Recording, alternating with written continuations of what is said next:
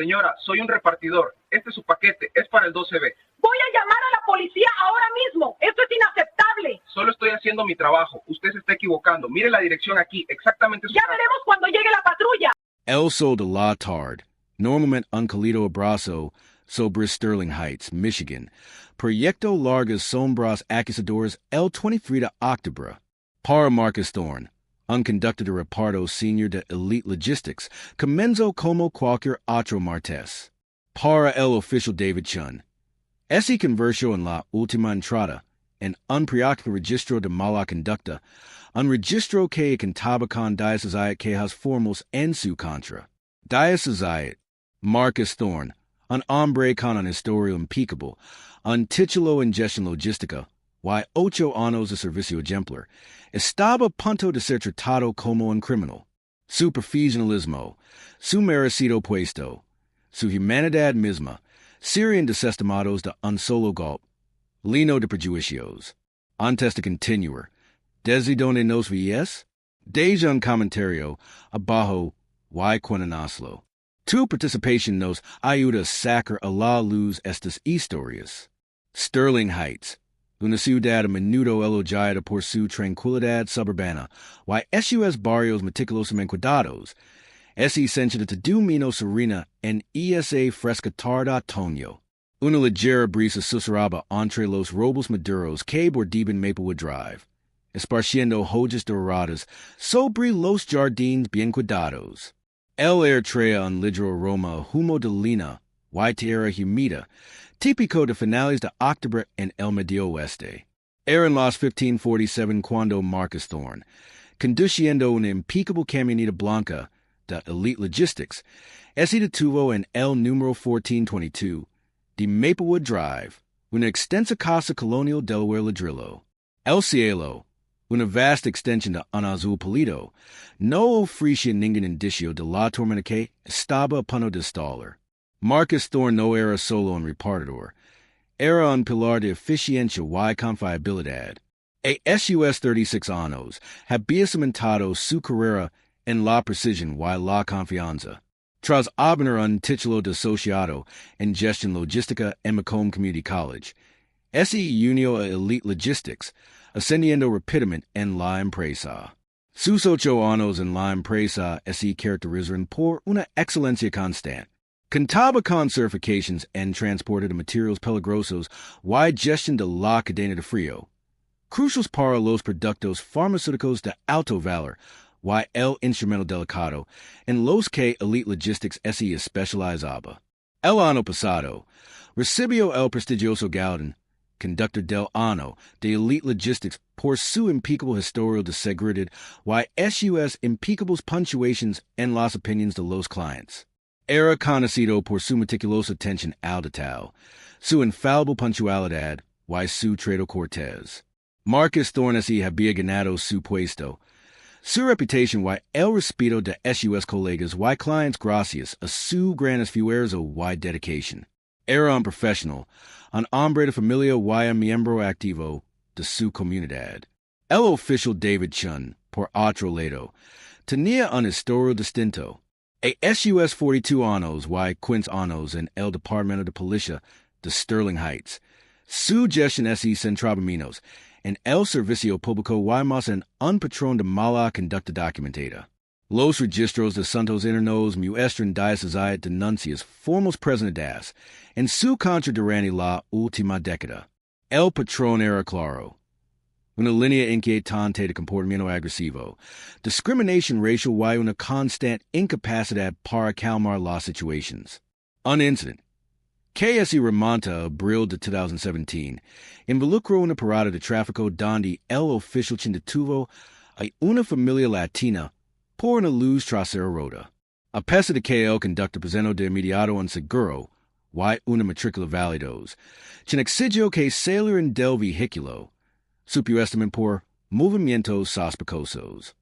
Según documentos judiciales del caso posteriormente desestimado, sometió a la familia a un registro prolongado y inconstitucional de su vehículo, sin encontrar nada, y finalmente les emitió una multa por una infracción inexistente. La denuncia presentada por la familia de talo intimidación excesiva y insultos raciales. El resultado, una reprimenda verbal. Luego vino el incidente de Mayo de 2019. El agente respondió a una queja por ruido durante una barbacoa comunitaria en un barrio predominantemente negro. Testigos y grabaciones de cámaras corporales, revisadas posteriormente por asuntos internos, mostraron a intensificando la situación de inmediato, gritando ordenes y amenazando con arrestos por alteración del orden público antes siquiera de evaluar la situación. Cuando un residente, James Harrison, intentó explicar que tenían un permiso para el evento, Chun, según se informa, lo impuyó, lo que resultó en el arresto de Harrison por resistencia al arresto. Los cargos fueron retirados y Harrison presentó una denuncia alegando fuerza excesiva y prejuicios raciales. El agente recibió una suspensión de 3 días, que apeló y luego reducir a un solo día. Una denuncia más reciente, de enero de 2022, involucraba al agente al responder a una llamada por hurto en una tienda local. El sospechoso, un joven negro, había abandonado el establecimiento. Chun, sin causa probable, detuvo y interrogó a otro joven negro que caminaba varias cuadras más allá, alegando que coincidía con una descripción vaga. Cuando el inocente Kevin Miller, ese negó courtsman a vaciar los bolsillos en una orden judicial, Chun lo cachó agresivamente, sin encontrar nada.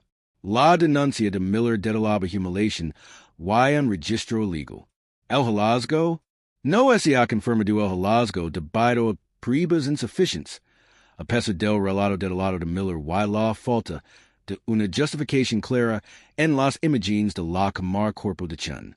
Estos incidentes, entre otros, pintaron la imagen de un agente que actúa habitualmente con presunción de culpabilidad, sobre todo al interactuar con personas de color, y que a menudo recurre a la intimidación y la fuerza en lugar de los protocolos policiales habituales.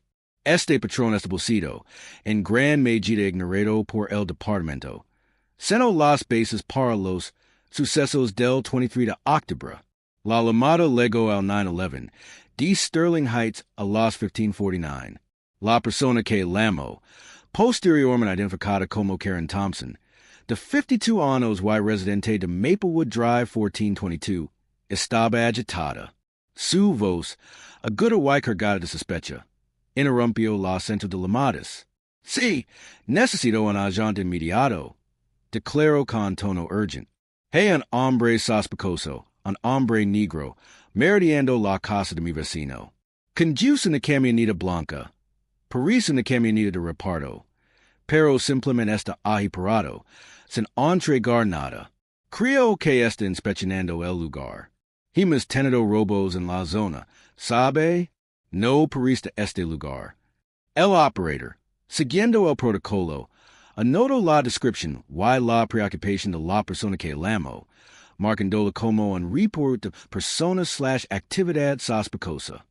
Sin embargo, el sesgo implícito ya estaba implícito en la solicitud. Un hombre negro, una camioneta blanca, no parece este lugar. Mientras tanto, Marcus Thorne simplemente hacía su trabajo. Había estacionado cuidadosamente su camioneta de Elite Logistics, con el motor enzambando suavemente, justo frente al número 1422 de Maplewood Drive. Recogió un paquete especializado, un contenedor con temperatura controlada que contenía equipo médico sensible, de la parte trasera del vehículo. Se trataba de una entrega de gran valor y urgente destinada a la DRA.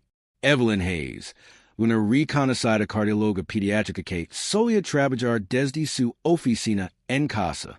Marcus revisó el manifiesto en su dispositivo portátil, cotejando el ID del paquete con la dirección de entrega.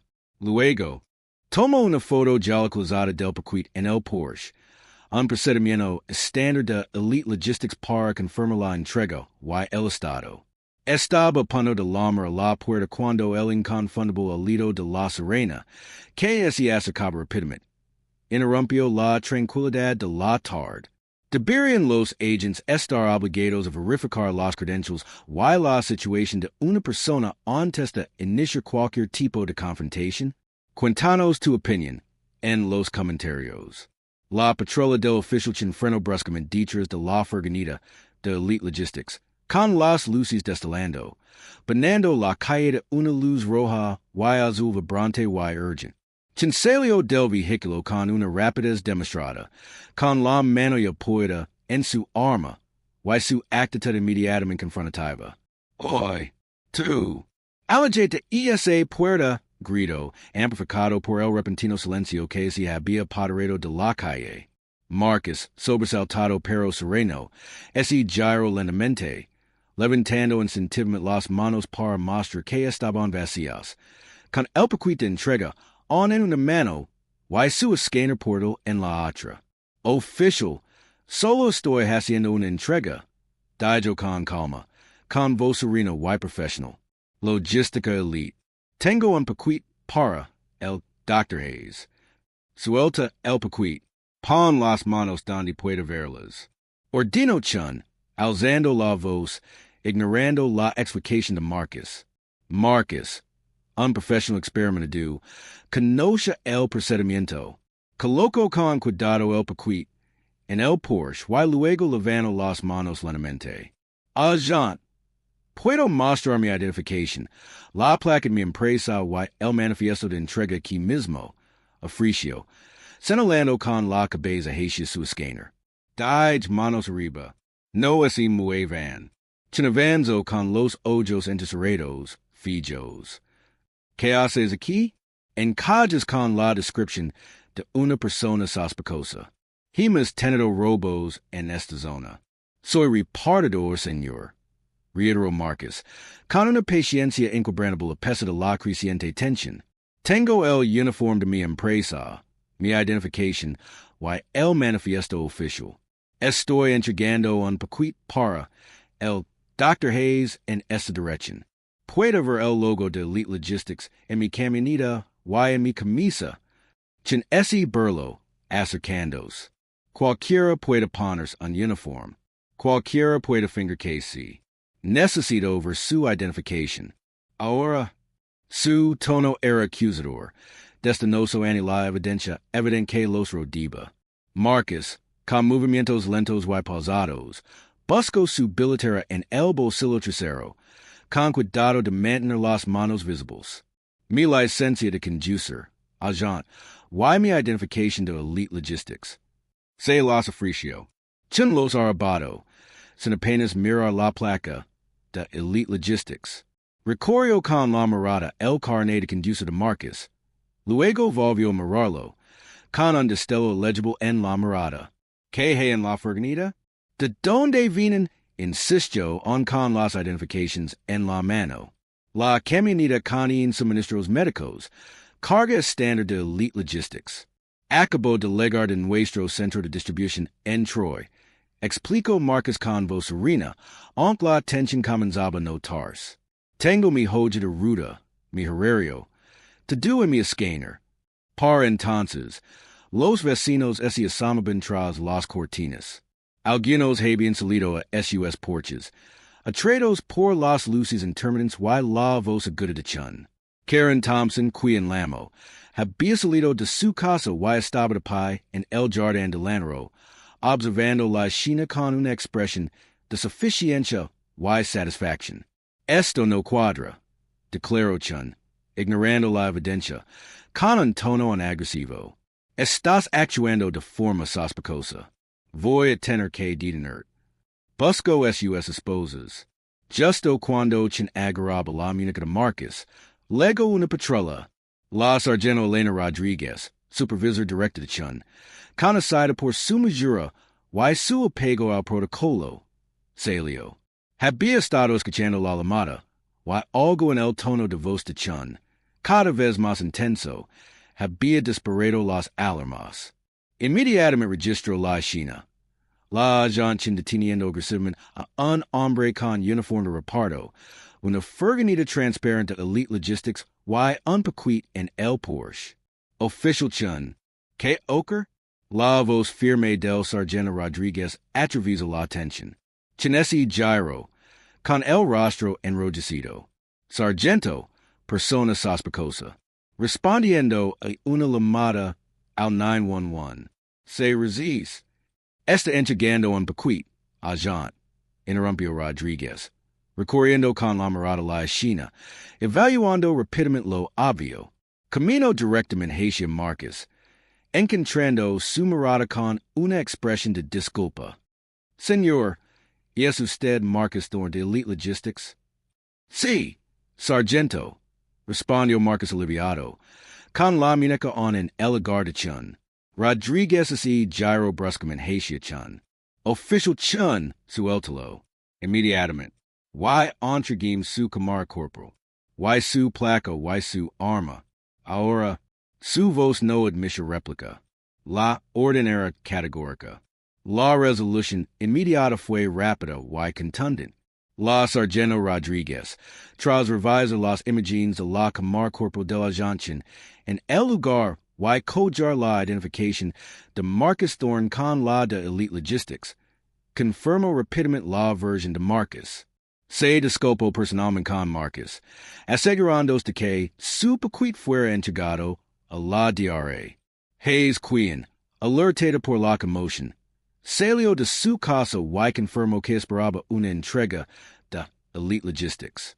Karen Thompson, on de pie en el jardín, intentó intervenir, alegando su derecho a llamar a la policía contra cualquier persona que considerara sospechosa.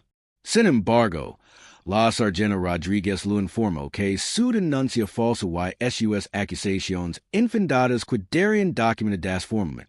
Deberían los agentes que cometen discriminación racial y abuso de poder ser despedidos automáticamente sin apelación? Comparta su perspectiva a continuación. Las imágenes de la cámara corporal, grabadas meticulosamente por el oficial Chin y el sargento Rodriguez, fueron publicadas por el Departamento de Policía de Sterling Heights en menos de 24 horas, una medida inusual impulsada por la inmediata indignación pública y la investigación interna. El video se viralizó con una velocidad asombrosa. En las primeras 12 horas, había acumulado más de 10 millones de visualizaciones en diversas plataformas. Para finales de la semana, esa cifra había disparado a más de 50 millones de visualizaciones, impulsada por la indignación y compartida en redes sociales con hashtags como hashtag Justicia para Marcus Thorne, hashtag Carolamo 911 y hashtag Responsabilidad Policial. Los medios de comunicación to el país recallaron la noticia, destacando la flagrante discriminación racial y la agresión injustificada. Las respuestas institucionales fueron inmediatas y multifacéticas. Karen Thompson, cuya identidad se reveló rápidamente a través de registros públicos y detectives en redes sociales, sufrió graves repercusiones. Trabajaba como gerente senior de relations con clients en Prestige Financial Services, una importante firma regional de inversión. La reacción pública fue rápida y brutal. A las pocas horas de la amplia difusión del video, Prestige Financial Services emitió un comunicado condenando las acciones de Thompson y anunciando su despido inmediato, alegando una violación de sus políticas de conducta ética y un grave abuso de la confianza pública. Marcus Thorne, conmocionado por la traumática experiencia, pero fortalecido por el apoyo público, presentó una demanda de derechos civiles. La demanda implicó a la ciudad de Sterling Heights, al agente Davidson y a Karen Thompson como acusados. Las acusaciones eran exhaustivas: privación ilegal de la libertad, discriminación racial, infligir intencionalmente angustia emocional y una violación de sus derechos amparados por la cuarta enmienda contra la confiscación legal. El equipo legal de Thorne argumentó que el Departamento de Policía de Sterling Heights tenía un historial de omisión en abordar el historial documentado de mala conducta del agente, lo que permitió su comportamiento. La demanda, que exige responsabilidades y una indemnización considerable, se tramitó rápidamente en el sistema legal, intensificada por la negable evidencia en video y la indignación pública.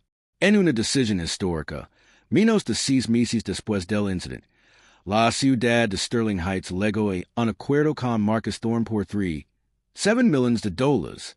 Fue el acuerdo más cuantioso en la historia de la ciudad por un caso de discriminación racial y mala conducta policial, un claro reconocimiento de la injusticia perpetrada.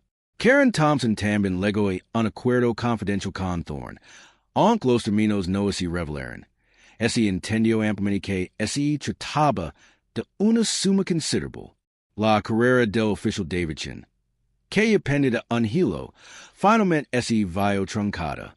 Tras una rápida investigación de Santos Inanos, que concluyó una semana después del incidente, el oficial fue despedido formalmente del Departamento de Policía de Sterling Heights.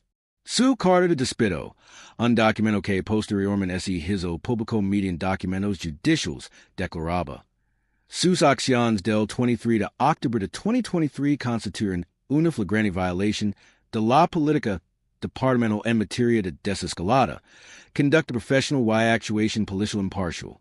Este incidente, sumado a su patrón documentado de mala conducta y medidas disciplinarias, demuestra su incapacidad para continuar en el Departamento de Policía de Sterling Heights. Su conducta desprestigió este departamento y erosionó la confianza pública. Además, la Comisión de Normas de Aplicación de la Ley de Michigan, Coles, inició un proceso para decertificar al oficial, revocando así su capacidad para ejercer como oficial de policía en el estado de Michigan o en cualquier otro estado con acuerdos de reciprocidad. Su placa y arma, confiscadas por el sargento Rodríguez esa tarde, jamás luz serían devueltas. Marcus Thorne, el profesional que simplemente hacía su trabajo, encontró su voz tras el incidente. En una impactante conferencia de prensa celebrada tras el anuncio del acuerdo, su testimonio resonó mucho más a la de Sterling Heights. Si esto me puede pesarme, declaro con voz firme pero con una fuerza serena, un hombre con antecedentes limpios, haciendo su trabajo, con uniforme y la identificación correspondiente, entonces lo puede pesar cualquiera. No es trata de una manzana podrida, es trata de un árbol envenenado. Se trata de un sistema que permite que el sesgo en la evidencia, que prioriza la sospecha sobre el profesionalismo, y que no es responsabiliza hasta que la indignación pública lo obliga. Este acuerdo no es solo para mí, y es un mensaje de que exigimos algo mejor. Exigimos ser vistos como seres humanos, no como amenazas badas, en el color de nuestra piel. Sus palabras reflejan el sentir de millones de personas que vieron las imágenes, un duro recordatorio de la naturaleza generalizada de la injusticia sistémica. Dada la clara evidencia de discriminación racial y un patrón de mala conducta, debería este incidente haber desencadenado automáticamente una investigación federal contra el Departamento de Policía de Sterling Heights? Comparta su opinión. Tras las presiones internas y externas, el Departamento de Policía de Sterling Heights inició una revisión exhaustiva de sus políticas y prácticas. Los hallazgos del departamento, publicados públicamente, revelaron varias fallas sistémicas. Reconocieron una capacitación inadecuada para la desescalada, especialmente en situaciones con sesgo implícito. El informe destacó una falta crónica de rendición de cuentas por parte de los oficiales con quejas reiteradas, señalando que las medidas disciplinarias previas contra el oficial habían sido insuficientes y no habían logrado corregir su comportamiento.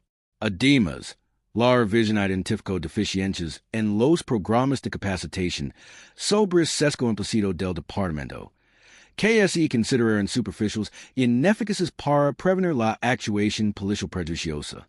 Finalmente, los mecanismos de supervisión de asuntos internos se consideraron insuficientes, lo que permitió que persistieran patrones de mala conducta sin una intervención contundente. En respuesta a estos hallazgos y al intenso escrutinio público, la ciudad de Sterling Heights y su departamento de policía anunciaron una serie de reformas significativas. Estas incluyen una capacitación anual obligatoria sobre discriminación para todos los agentes, desarrollada en consulta con organizaciones de derechos civiles y expertos independientes. Revisar en SUS políticas sobre el uso de la fuerza, haciendo hincapié en las tácticas de desescalada, y exigiendo a los agentes que justifiquen cada paso de un encuentro que se intensificará. Se estableció una nueva junta de supervisión civil con facultades de citación para revisar las investigaciones de asuntos internos y recomendar medidas disciplinarias. Quizás lo más significativo es que el departamento se compromiso a realizar investigaciones de asuntos internos más rápidas y transparentes, con plazos claros para su resolución y la presentación de informes públicos. La historia de Marcus Thorne, el agente David Chin y Karen Thompson ilustra con claridad la facilidad con la que los prejuicios pueden invalidar las pruebas y la rapidez con la que una situación rutinaria puede convertirse en una violación de los derechos civiles cuando el prejuicio domina.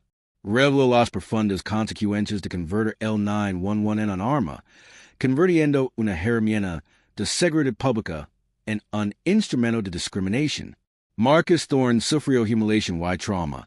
El agente Chin perdió su carrera y su pensión, y Karen Thompson perdió su trabajo y su reputación. La ciudad de Sterling Heights se vio obligada a pagar millions, no solo en concepto de indemnización, sino también por la pérdida de confianza en su comunidad. ¿Qué cambia ahora? Es realmente suficiente un acuerdo multimilenario y el despido de un agente para desmantelar los problemas sistémicos que permitieron este incidente? ¿Cuántos Marcus Thorne más hay por ahí, soportando en silencio, o peor aún, sufriendo injusticias mucho mayores sin el beneficio de las imágenes virales de las cámaras corporales? Deberían existir consecuencias legales específicas, incluso cargos por delitos graves, para quienes realicen llamadas al 911 demisiblemente falsas badas en prejuicios raciales que conduzcan a la detención ilegal o daños a una persona inocente. Compara SUS propuestas políticas en los comentarios. Esta lucha por la rendición de cuentas, por la justicia, por un sistema que verdaderamente sirva, y proteja a todos SUS ciudadanos. Esta lejos de terminar. No nos detendremos. Seguiremos sacando a la luz estas historias, porque no se trata solo de un incidente, una ciudad o un agente. Se trata de todos nosotros.